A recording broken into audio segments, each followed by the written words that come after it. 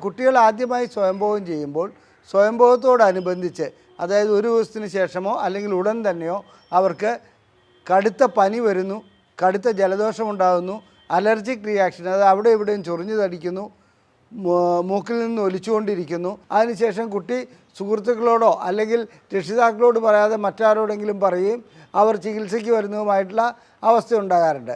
Urologist ഈ കഥയെല്ലാം കേട്ടിട്ട് ഇത് ഞങ്ങളല്ല ചികിത്സിക്കേണ്ടത്, ന്യൂറോളജിസ്റ്റാണെന്നോ എന്തോ പറഞ്ഞ് ന്യൂറോളജിസ്റ്റിൻ്റെ അടുക്കിലേക്ക് പറഞ്ഞു വിടുകയുണ്ടായി. ലൈംഗിക പ്രശ്നങ്ങൾ കണക്കിലെടുക്കുമ്പോൾ, ലൈംഗിക രോഗങ്ങൾ കണക്കിലെടുക്കുമ്പോൾ POASന് അതിൻ്റെതായ ഒരു സ്ഥാനമുണ്ട്. കാരണം കുട്ടികളിൽ ഇത് ബാധിക്കുമ്പോൾ കുട്ടികൾക്കിത് മറച്ചു വയ്ക്കാതെ നിവൃത്തിയില്ല. അലർജി ഉണ്ടാകാതിരിക്കാനുള്ള ട്രീറ്റ്മെൻറ്റും സ്റ്റീറോയിഡും മാത്രമാണ് ഇതിന് പരിഹാരമായിട്ടുള്ളത്. ഞാൻ ഡോക്ടർ അജയൻ വർഗീസ്, കോഴിക്കോട് ജില്ലയിൽ കുന്നമംഗലം പന്തീർപ്പാടത്തുള്ള institute of sexual and reproductive medicine എന്ന സ്ഥാപനത്തിൻ്റെ ഡയറക്ടറാണ്. International association of sexual medicine practitioners modern medicine എന്ന അസോസിയേഷൻ്റെ ചെയർമാനുമാണ്. ഇന്ന് ഞാൻ നിങ്ങളോട് വിശദീകരിക്കുവാൻ പോകുന്നത് പോസ്റ്റ് ഓർഗാസ്മിക് ഇൽനെസ് സിൻഡ്രോം അഥവാ POIS എന്ന ഒരു രോഗാവസ്ഥയെക്കുറിച്ചാണ്. ഇത് സാധാരണഗതിയിൽ ടീനേജ് പ്രായത്തിൽ കണ്ടുവരുന്ന ഒരസുഖമാണ്. ലൈംഗികതയുമായി ബന്ധപ്പെട്ട ഒരസുഖമാണ്. അതായത് കുട്ടികൾ ആദ്യമായി സ്വയംഭോഗം ചെയ്യുമ്പോൾ സ്വയംഭോഗത്തോടനുബന്ധിച്ച് അതായത് ഒരു ദിവസത്തിന് ശേഷമോ അല്ലെങ്കിൽ ഉടൻ തന്നെയോ അവർക്ക് കടുത്ത പനി വരുന്നു, കടുത്ത ജലദോഷമുണ്ടാകുന്നു, അലർജിക് റിയാക്ഷൻ, അത് അവിടെ ഇവിടെയും ചൊറിഞ്ഞു തടിക്കുന്നു, മൂക്കിൽ നിന്ന് ഒലിച്ചുകൊണ്ടിരിക്കുന്നു, പിന്നെ വയറിളകുന്നു, ഗ്യാസ്ട്രോ ഇൻറ്റെസ്റ്റിനൽ പ്രോബ്ലംസ് ഉണ്ടാകുന്നു. ഇത്തരം ഒരവസ്ഥയാണ്.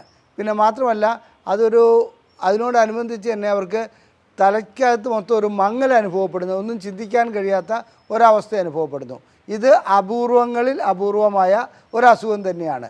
പക്ഷേ ചെറുപ്പക്കാരിൽ വളരെ പ്രായമായവരിൽ ഇത് കണ്ടുവരുന്നില്ല. അതിന് മുമ്പ് തന്നെ അതിനെ സംബന്ധിച്ചിടത്തോളം അതിൻ്റെ ഒരു മാറ്റം വന്നിട്ടുണ്ടാവും. എന്നിരുന്നാലും വളരെ പ്രായമായ വിവാഹം കഴിഞ്ഞ ചില വ്യക്തികളിലും ഇത് കണ്ടുവരുന്നുണ്ട്. അതുകൊണ്ട് തന്നെ ഇവർക്ക് ലൈംഗികമായി ബന്ധപ്പെടുവാൻ വളരെ ഭയപ്പാടുണ്ടാവും. ആദ്യ കാലഘട്ടത്തിൽ ഇതുകൊണ്ടാണെന്ന് അവർക്ക് മനസ്സിലാവില്ല. സ്വയംഭോഗം ചെയ്തതിന് ഉടനെ തന്നെ ഉണ്ടാകുകയാണെങ്കിൽ ചിലപ്പോൾ അവർ ചികിത്സ തേടും. പക്ഷേ 13, 12 അല്ലെങ്കിൽ 12, 13, 14 വയസ്സുള്ള ഒരു കുട്ടിയെ സംബന്ധിച്ചിടത്തോളം അവരിത് രക്ഷിതാക്കളിൽ നിന്ന് മറച്ചു വയ്ക്കും. ഈ രോഗം സാധാരണ രീതിയിലുള്ള പനിയും അലർജിയുമായിട്ട് അവിടെ ചെല്ലുന്നു. ഡോക്ടർമാർ സാധാരണ രീതിയിൽ ചെയ്യാൻ പോകുന്നത് ഇത്തരം ഹിസ്റ്ററി ഒരിക്കലും എടുക്കപ്പെടുന്നില്ല. അവർ പനിയും ചുമയും അല്ലെങ്കിൽ അതുപോലെയുള്ള ആ സിംറ്റമാറ്റിക് ആയിട്ടുള്ള ട്രീറ്റ്മെൻറ്റ് നൽകുന്നു. ഇതിനുശേഷം കുട്ടിയെ പറഞ്ഞു വിടുന്നു. കുട്ടി വീണ്ടും സ്വയംഭോഗം ചെയ്യുമ്പോൾ ഇതേ അവസ്ഥ വരുമ്പോൾ കുട്ടിയുടെ ഭാഗത്തു നിന്ന് തന്നെ ഇങ്ങനെ ഒരു സംഭവം ഉണ്ടാകുന്നുണ്ട് എന്നുള്ള ഒരു ബോധമുണ്ടാകുന്നു. അതിനുശേഷം കുട്ടി സുഹൃത്തുക്കളോടോ അല്ലെങ്കിൽ രക്ഷിതാക്കളോട് പറയാതെ മറ്റാരോടെങ്കിലും പറയുകയും അവർ ചികിത്സയ്ക്ക് വരുന്നതുമായിട്ടുള്ള അവസ്ഥ ഉണ്ടാകാറുണ്ട്. ഞങ്ങളെ സംബന്ധിച്ചിടത്തോളം ഞങ്ങളുടെ ഇത്രയും കാലഘട്ടത്തിനിടയ്ക്ക് ആകപ്പാടെ ഒരൊറ്റ കേസ് മാത്രമാണ് വന്നത്. അതും 45 വയസ്സുള്ള വിവാഹം കഴിഞ്ഞ ഒരു വ്യക്തിയാണ്. അദ്ദേഹം കൊടുങ്ങല്ലൂരിൽ നിന്നാണ് വന്നത്. അദ്ദേഹത്തെ സംബന്ധിച്ചിടത്തോളം ലൈംഗികമായി ബന്ധപ്പെട്ട് കഴിഞ്ഞാൽ ഈ സംഭവം ഇതേ രീതിയിൽ തന്നെ ആവർത്തിക്കുന്നു. അതായത് ചൊറിച്ചിലുണ്ടാകുന്നു, പനിയുണ്ടാകുന്നു, ഭയങ്കരമായിട്ടുള്ള വിറയൽ വരുന്നു. ഇത് ഒരു ലൈംഗിക ബന്ധത്തിന് അന്നുണ്ടാകുകയില്ല. അതിൻ്റെ പിറ്റേ ദിവസം വൈകുന്നേരം ആകുമ്പോഴത്തേക്കും അദ്ദേഹത്തിന് ഇത് അനുഭവപ്പെടുകയാണ് ചെയ്യുന്നത്. വാസ്തവത്തിൽ എന്താണിത്? നാം ശുക്ലവിസർജനത്തോടുകൂടി ഓർഗാസം ഉണ്ടാകുമ്പോൾ അതിനോടുകൂടി ഉൽപ്പാദിപ്പിക്കപ്പെടുന്ന ചില ദ്രാവകങ്ങളും അത് ശുക്ലത്തോടു കൂടി തന്നെ വരുന്ന മറ്റ് കെമിക്കലുകളും ശരീരത്തിന് തന്നെ അലർജിയായി മാറുന്നതാണ്. മറ്റൊരർത്ഥത്തിൽ പറഞ്ഞാൽ ഇതൊരു ഓട്ടോ ഇമ്മ്യൂൺ ഡിസീസാണ്. അതായത് സ്വന്തം വേലി തന്നെ വിളവ് തിന്നുന്ന അവസ്ഥ. നമ്മുടെ ശരീരത്തിൻ്റെ ഭാഗത്ത് നമ്മുടെ ശരീരത്തിന് മനസ്സിലാക്കാൻ കഴിയാതെ മറ്റ് ഒരു പുറത്തുനിന്ന് വന്ന ഒരു പദാർത്ഥമായി അതിനെ കരുതുകയും അതിനെതിരെ സിവിയറായിട്ടുള്ള ആക്ഷൻ നടപടികൾ എടുക്കുന്നതുമാണ്. അങ്ങനെ ഇമ്മ്യൂണിറ്റിയുടെ ഒരു ഭാഗം തന്നെയാണിത്.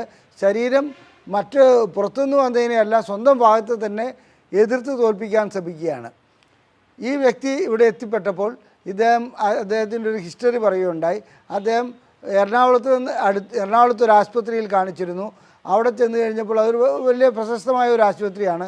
അവിടെ ചെന്നപ്പോൾ ആദ്യം ഇദ്ദേഹം കാണിച്ച ഒരു യൂറോളജിസ്റ്റിനെയാണ്.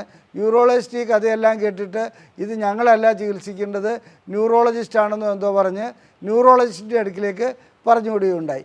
ന്യൂറോളജിസ്റ്റ് ഈ കഥയെല്ലാം കേട്ടത് സായിപ്പ് വെറുതെ എഴുതി വച്ചിരിക്കുന്ന ഒരു ഇതാണ്, സായിപ്പ് അങ്ങനെ പലതും കണ്ടുപിടിക്കും, ഇതിലൊക്കെ ഒരു കാര്യമില്ല, നിങ്ങളിതിനകത്ത് ഒന്നും ചെയ്യേണ്ടതില്ല എന്ന് പറഞ്ഞ് അദ്ദേഹത്തെ മടക്കി അയക്കുകയാണ് ഉണ്ടായത്. പിന്നീടാണ് ISRMനെ കുറിച്ച് അദ്ദേഹം അറിയുന്നതും ഇവിടെ ചികിത്സയ്ക്ക് വരുന്നതും. ചികിത്സയ്ക്ക് വന്നപ്പോൾ ഞങ്ങളത് മുൻകൂട്ടി സ്റ്റീറോയിഡുകൾ നൽകി, ചില മരുന്നുകൾ നൽകി അദ്ദേഹത്തിന് ഇത് ഉണ്ടാകുന്നുണ്ടോ എന്ന് പരിശോധിച്ച് നോക്കുകയുണ്ടായി. ആ സന്ദർഭത്തിൽ അത് ഉണ്ടാകുകയില്ല. അപ്പോൾ അത് ഓട്ടോഇമ്മ്യൂൺ ഡിസീസ് ആണെന്നുള്ളതിൻ്റെ ഏറെക്കുറെ അതിനകത്ത് പരിപൂർണമായിട്ട് ഞങ്ങൾക്ക് മനസ്സിലാക്കുവാൻ കഴിഞ്ഞു. ഇതിന് ശേഷം ബന്ധപ്പെടുമ്പോൾ എടുക്കേണ്ട ആൻറ്റി അലർജിക് മെഡിസിൻ ഒരാഴ്ച എടുത്തതിന് ശേഷം, അത് അലർജി ഉണ്ടാകാതിരിക്കാനുള്ള മെഡിസിൻ ഒരാഴ്ച എടുത്തതിന് ശേഷം വീണ്ടും ഒന്ന് ബന്ധപ്പെട്ട് നോക്കാൻ പറഞ്ഞപ്പോൾ സ്റ്റീറോയിഡ് ഞങ്ങൾ ഒഴിവാക്കി. ബന്ധപ്പെട്ട് നോക്കാൻ കഴിഞ്ഞപ്പോൾ അദ്ദേഹത്തിന് സിംറ്റം അതായത് വരുന്ന അവസ്ഥയിൽ കുറച്ച് കുറവ് കാണുകയുണ്ടായി. അപ്പോൾ ആ രീതിയിൽ അതിനെ ചികിത്സിച്ച് ഒരു പരിമിതി ഉണ്ടായിരുന്നു. ആ ചികിത്സയ്ക്ക് ഒരു പരിമിതിയുണ്ട്. ആ രീതിയിൽ ചികിത്സിക്കുവാൻ കഴിഞ്ഞു എന്നുള്ളതാണ് ഞങ്ങൾക്ക് പറയുവാനുള്ളത്. എല്ലാ POAസിനും ഈ ചികിത്സ പ്രായോഗികമായിക്കൊള്ളണമെന്നില്ല. മാത്രമല്ല അങ്ങനെ ഒരു ഇത് എന്നാഴ്ചയിൽ ലക്ഷത്തിൽ ഒരാൾക്കോ അല്ലെങ്കിൽ എന്നാഴ്ചയിൽ 2 പേർക്കോ മാത്രമേ ഈ തരം അസുഖം ഉണ്ടാകുന്നുള്ളൂ. എന്നിരുന്നാലും ലൈംഗിക പ്രശ്നങ്ങൾ കണക്കിലെടുക്കുമ്പോൾ, ലൈംഗിക രോഗങ്ങൾ കണക്കിലെടുക്കുമ്പോൾ POAസിന് അതിൻ്റെതായ ഒരു സ്ഥാനമുണ്ട്. കാരണം കുട്ടികളിൽ ഇത് ബാധിക്കുമ്പോൾ കുട്ടികൾക്കിത് മറച്ചു വയ്ക്കാതെ നിവൃത്തിയില്ല. അച്ഛാ ഞാൻ ഇന്നലെ സ്വയംഭോഗം ചെയ്തു എന്ന് ഏതെങ്കിലും ഒരു കുട്ടിയുടെ അച്ഛനോടോ അല്ലെങ്കിൽ അമ്മയോടോ പറയാൻ പോകുന്നില്ല. ആ പനിയാണ് അല്ലെങ്കിൽ ഇതാണെന്ന് പറഞ്ഞ് ഡോക്ടർമാരെ സംബന്ധിച്ചിടത്തോളം ഈ രീതിയിലുള്ളൊരു ചോദ്യം ചോദിക്കാൻ അവരുടെ മനസ്സൊട്ട് അനുവദിക്കുകയുമില്ല. കാരണം 13 വയസ്സായ കുട്ടിയോട് നീ ഇന്നലെ സ്വയംഭോഗം ചെയ്തിരുന്നു എന്ന് മെഡിക്കൽ ഹിസ്റ്ററി എടുക്കുമ്പോൾ ആരും ചോദിക്കാറില്ല. അപ്പോൾ പിന്നെ കുട്ടി ഒരു നിവൃത്തിയില്ലാത്ത അവസ്ഥ വരുമ്പോൾ കുട്ടി ഡോക്ടറോട് ഇത് തുറന്നു പറയുന്ന ഒരു അവസ്ഥ വരികയാണെങ്കിൽ മാത്രമേ ഇത് POAS ആണെന്നുള്ളത് മനസ്സിലാക്കുവാൻ കഴിയുള്ളൂ. ലൈംഗികമായിട്ടുള്ള ബന്ധപ്പെടലിന് തടസ്സം സൃഷ്ടിക്കുന്ന അല്ലെങ്കിൽ ഒരു പ്രത്യേക രീതിയിൽ അതിനകത്തേക്ക് ലൈംഗിക വിരക്തിയല്ല ഭയപ്പാടുണ്ടാക്കുന്ന ഒരവസ്ഥ തന്നെയാണ് POAS.